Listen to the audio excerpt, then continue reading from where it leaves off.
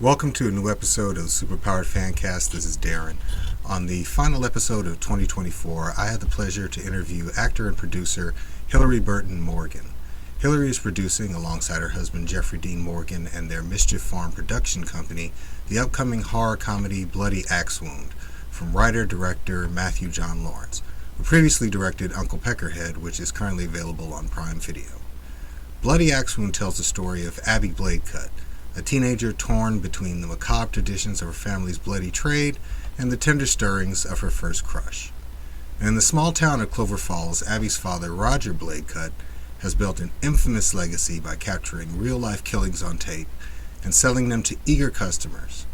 But as Abby delves deeper into the grisly family business, she begins to wonder if it's time to take the family tradition in a new direction.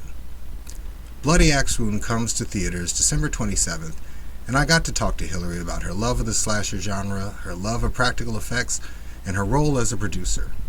So without further delay, here's my interview with Hilarie Burton-Morgan. We, Perfect. we got you for 20 minutes, and I'll keep track of time. Keep an eye on your chat, and I'll ping you when we got a few minutes left.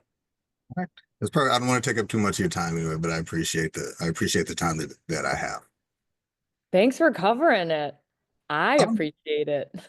oh no, it's great. I mean, I guess I could just roll into my first question because I'm a huge like growing up, I'm a huge horror slasher fan, Texas Chainsaw, all of that.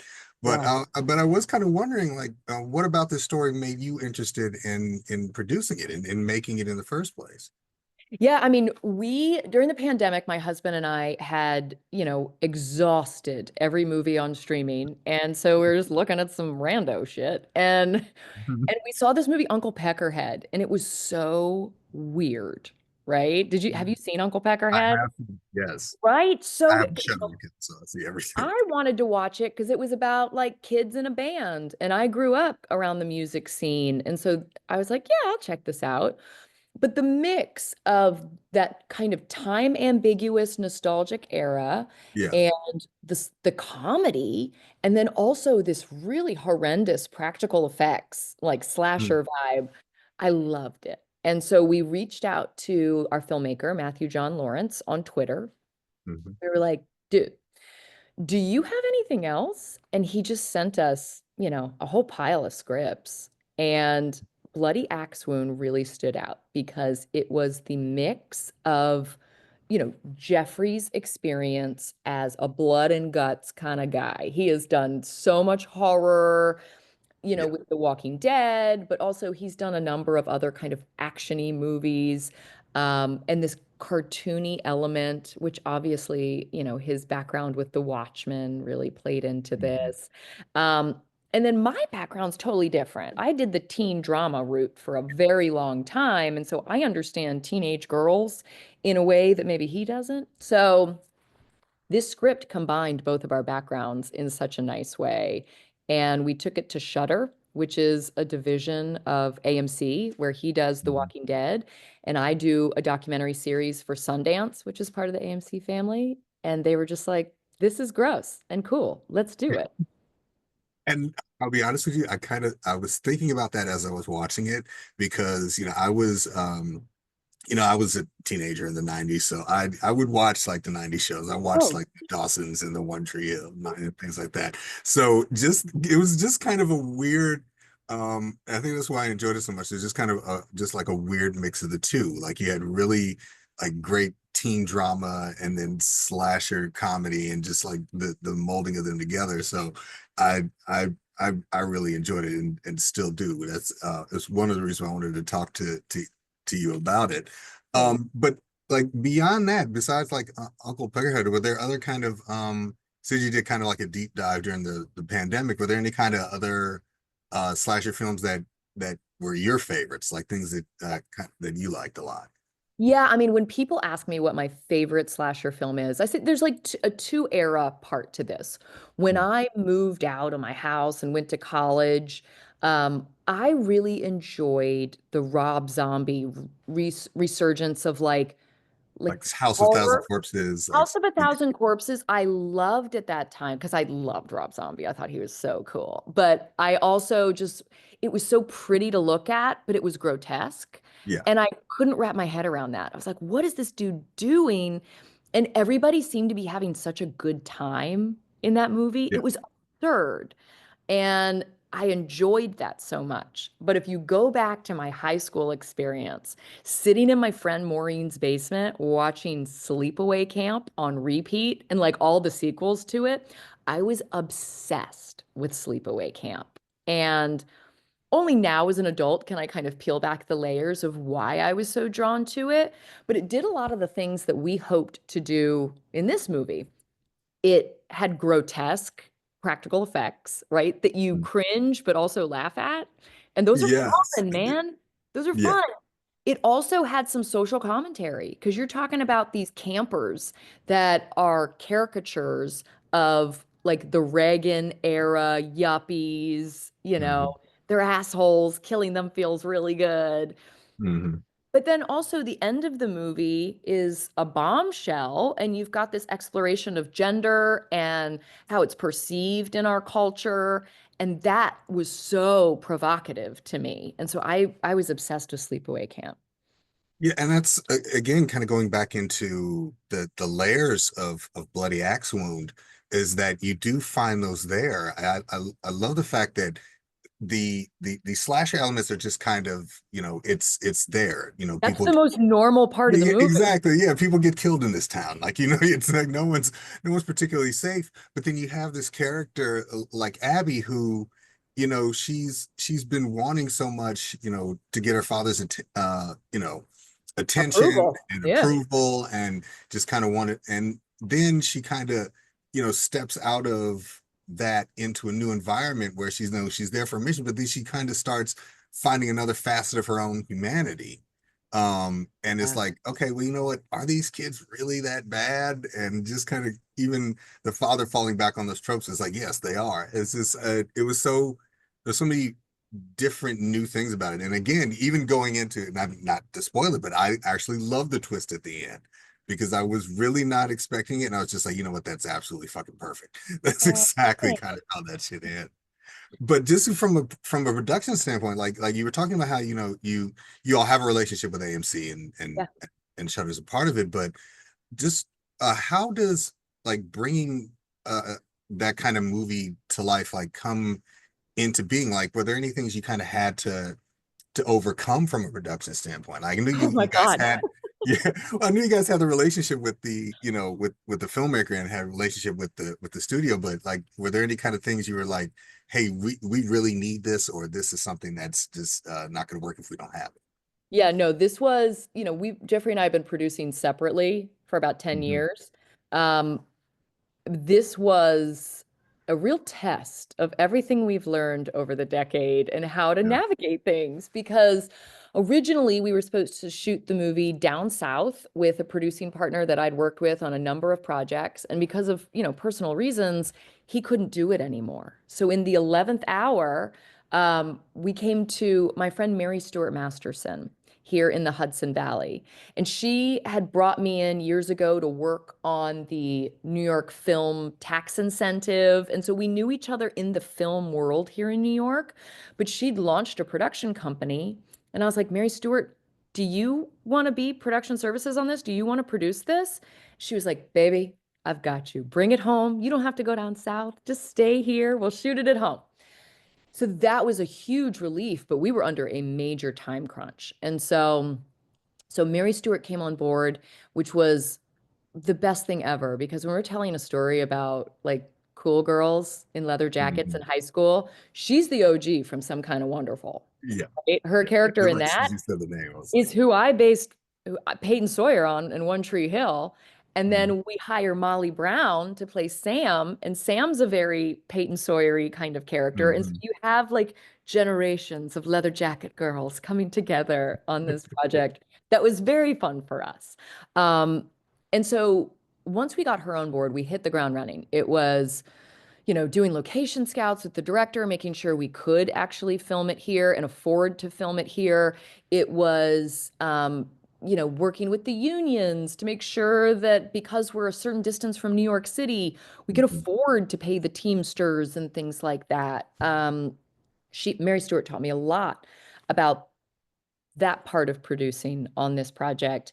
But then when it came time to actually film, we realized that we were going to be going into an actors strike at the very beginning of July. And so we had to cut our pre-production short by a few weeks and just start filming. It was just go. You just have to go right now. And our team was so dedicated and knowledgeable that we could do that. And I think we wrapped the movie like 6 hours before the strike happened. So everyone knew how special it was to Yeah. be able to finish because so many people didn't get to finish their work or so many people had their projects killed because of Yeah. it. And it was an important fight for our union to fight, but it just felt really good to meet that deadline. That's good to hear because I said I really enjoyed it. And another thing I wanted to ask, just kind of from being you being on the behind the scenes element of it, but also kind of having that experience in front of the camera. Were there any conversations you had with like the actors, like coming from the world of teen drama, that you kind of uh was it something that was like, hey, well, not necessarily like telling someone what to do, but kind of saying, like, giving advice or maybe learning something from them on that. No, this team didn't need advice. This team was so on it. And I think the casting was so important because especially when you're dealing with young actors or new actors, Mhm. they you can't like call up and be like, "Hey, what's this person's reputation?" Especially if they're new. Yeah. We lucked out in that we had the nicest, most dedicated, most talented bunch, and they loved each other. They treated each other so well. That was important to me that there was a camaraderie there. Uh, Mhm. because I've been pretty vocal about having kind of a toxic experience on One Tree Yeah. Hill. And so now that I'm the grown up, now that I'm the gray-haired lady in the room, right? It's my job to make sure that everyone feels safe and comfortable and able to speak up. So the only thing that I think I needed to impart to them was that if you have anything at all, a question, a concern, you bring it to us and it will be handled. So I feel like, you know, I just wanted everyone to feel safe and I hope they did. I hope, when you're dealing with violence, Yeah. especially, you know, you want to make sure everyone feels good about how things are happening. And our actors were lovely. They were super communicative.